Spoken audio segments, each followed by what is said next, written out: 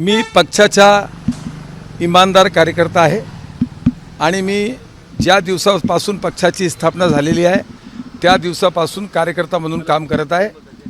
स्वर्गीय आदरणीय अजितदादाच्या मार्गदर्शनामध्ये मी 2 वेळ विधान परिषदेमध्ये निवडून आलो। एक वेळ मी पडलो। गोंदिया जिल्हा मध्यवर्ती सहकारी बँकेत मी 19 वर्षापासून अध्यक्ष आहे आणि माझ्यावर पक्षांनी जे जबाबदारी दिली आहे, आदरणीय सुनेत्राताई पवार, आदरणीय पार्थदादा पवार, आदरणीय छगन भुजबळ साहेब, दिलीप वळसे पाटील साहेब, आदरणीय सुनील तटकरे साहेब आणि माननीय खासदार प्रफुल्ल पटेल साहेब यांनी जे विश्वास व्यक्त केला आहे, मी विदर्भात एक चांगल्या पद्धतीने काम करून आणि आदरणीय अजितदादाचे जे स्वप्न आहे ते पूर्ण करण्यामध्ये ज्या पद्धतीने आजपर्यंत मी पार्टीच्या पक्षाचा कार्यकर्ता म्हणून, इमानदार कार्यकर्ता म्हणून मी काम केलेलं आहे, त्या पद्धतीने मी काम करणार आणि हे भरपूर जे आशीर्वाद सर्व नेत्यांनी माझ्यावर दाखवला आहे हे खरं उतरणार।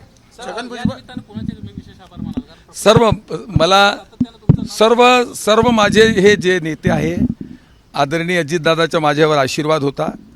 अजितदादा बरोबर भरपूर काम केलेला माणूस आहे मी आणि फक्त पक्षाबद्दल इमानदारी, पक्षाबद्दल जे काम करण्याची पद्धत आहे माझी आणि एक सामान्य कार्यकर्त्याला जे सर्व नेत्यांनी जे आशीर्वाद दिला आहे, मी खरं उतरणार।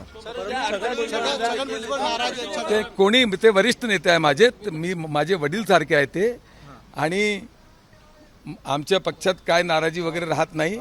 एकजूट एक संघ पक्ष आहे आणि ते माझे वडीलधारी आहे, त्यांचे आशीर्वाद माझ्यावर आहे। मी मागील 15 वर्षात अनेकदा त्यांनी मला आशीर्वाद दिलेला आहे, कुठेही असा त्रास नाही आणि आम्ही सर्व एक संघ आहोत।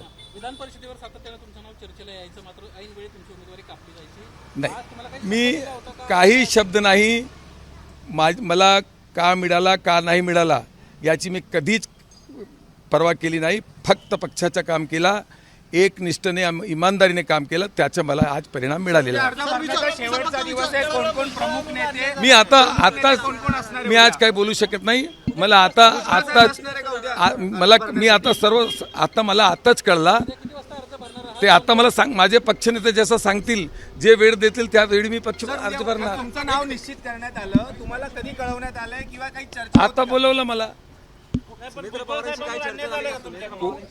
आमच्या पक्षात कोणावर अन्याय होत नाही आणि ते तो वडीलधारी आहे, त्यांच्या आशीर्वाद शिवाय काही होत नाही। सर थोडा विज्युअल